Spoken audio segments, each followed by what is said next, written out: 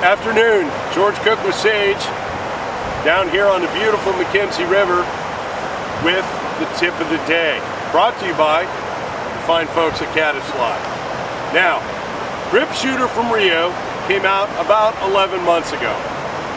Grip Shooter is a fantastic shooting line for both Spey and switch rods, and even single-handers in a classic shooting head scenario. Grip Shooter features the longtime Grip Shooter line from Rio in conjunction with a handling line section, which you can easily view there as an orange running portion of the line. You can see the orange. That's the handling line of Grip Shooter. Now, Grip Shooter being mono has got tendencies that we would associate with mono, such as it's going to sink, okay?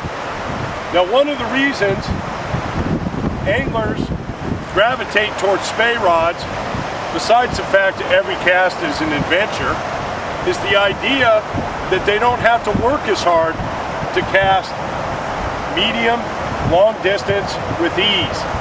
And oftentimes the Spey caster, the savvy Spey caster, learns that his world is a lot better without wading deep.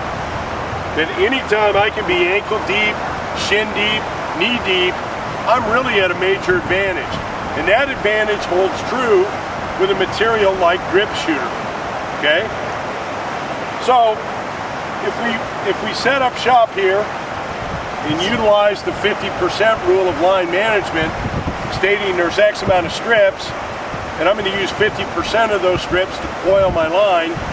Watch this.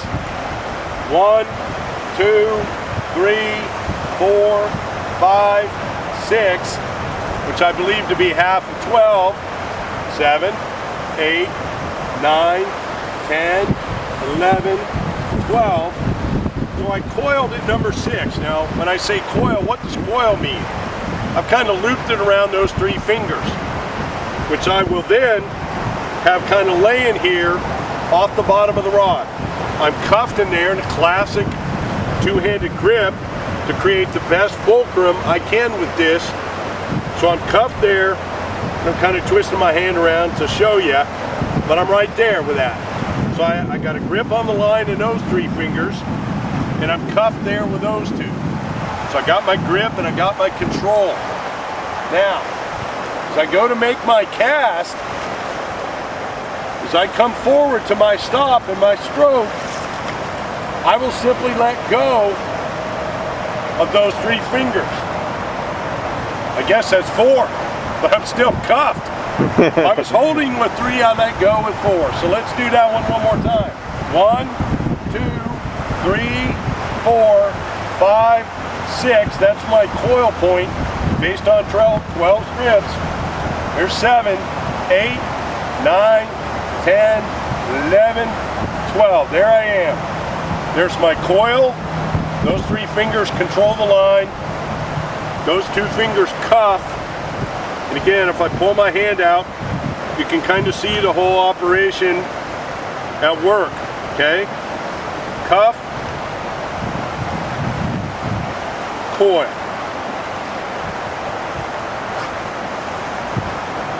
Set up my anchor, D-loop, cord stroke, let go. My fingers look just like that when I let go. I keep my cuff grip, I release off those fingers, and it shoots like a rocket, as you can well see there. Now, the nature of Grip Shooter is that if you're in this ankle deep water, shin deep,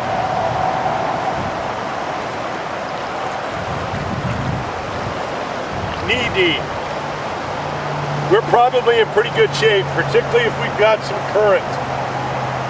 The minute I go deep wade, which ideally I do not want to do with a Spey rod, frankly I don't want to do it with anything, but sometimes it's where you find yourself.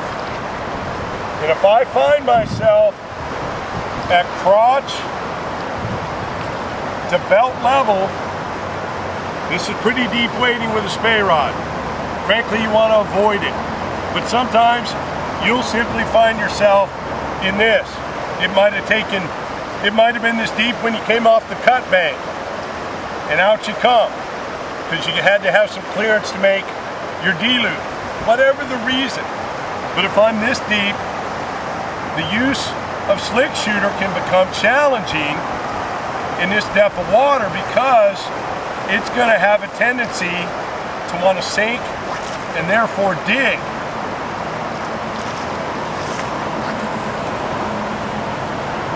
You notice it didn't come up out of there because it was sunk down. Now, how do I solve that if I'm fishing in this level of water that I was somewhat put in, forced in, happen to be in? How do I deal with this? Well, a couple of things.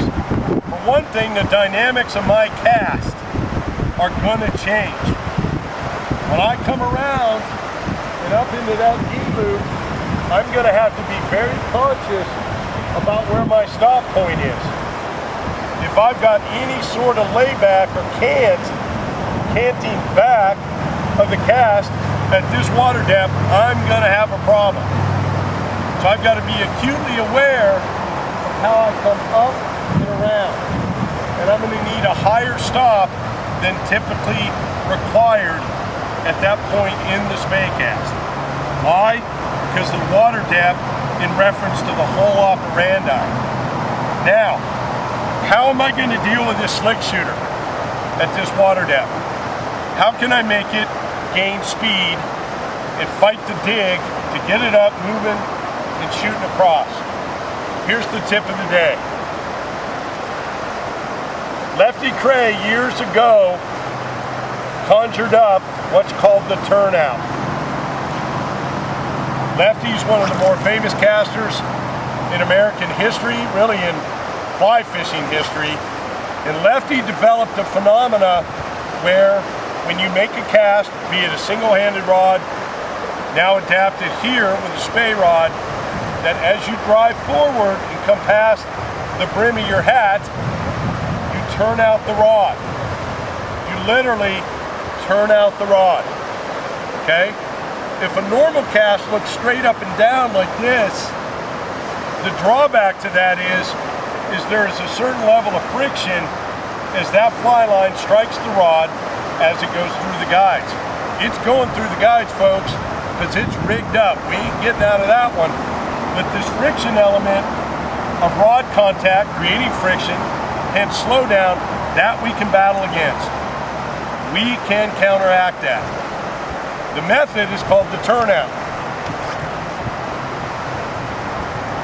Watch close.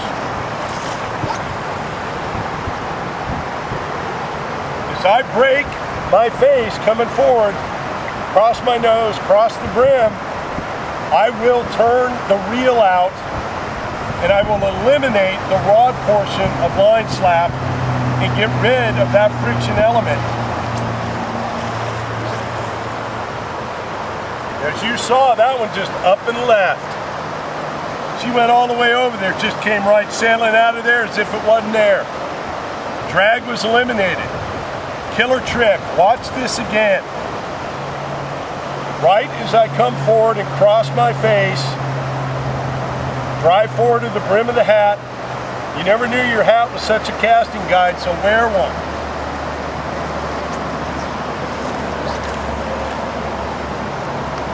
Just that slight turn takes that line from slapping on its way out to no slapping, slapless.